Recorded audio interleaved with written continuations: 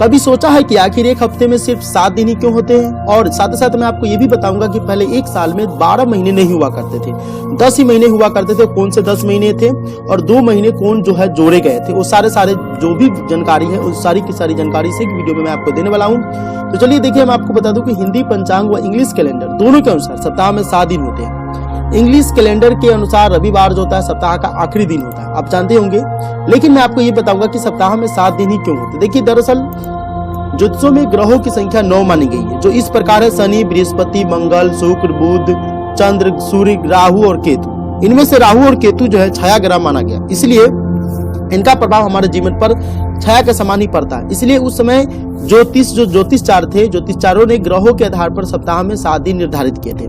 लेकिन इनकी एक और मान्यता है, जैसे कि आप देख रहे हैं कि सन को यहाँ पर संडे मान लिया गया, मून को मंडे, मार्स को ट्यूसडे, मरकरी को वेडनेसडे, जुपिटर को थर्सडे, वेनस को फ्राइडे और सैटर्न को सैटरडे मान लिया गया।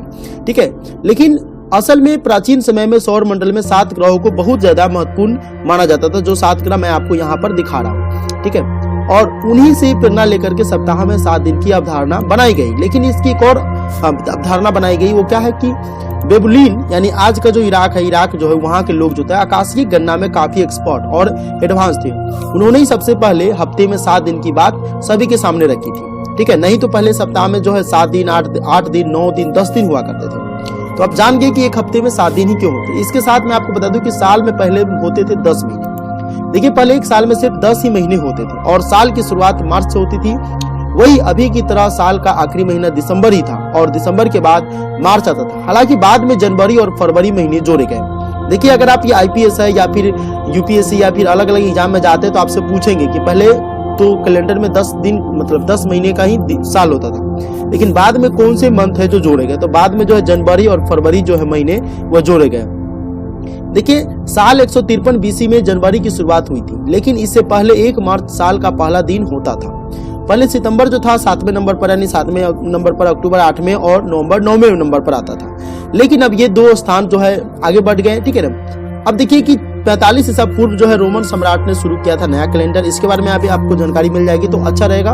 रोमन साम्राज्य में कैलेंडर का चलन था। जूलियस सीजर से पहले रोम के सम्राट थे। जूलियर जो था सीजर से पहले रोम के सम्राट थे। सीजर जगह का नाम है, तो जूलियस जो था सीजर से पहले जो था वो रोम के सम्राट थे। नुपा पोपुल्स सम्राट थे। नुपा के समय जो कैलेंडर था वो 10 महीने का था, क्योंकि उस वक्त एक साल को लगभग 310 दिन माना जाता था। तब एक हफ्ता भी 8 दिनों का माना जाता था।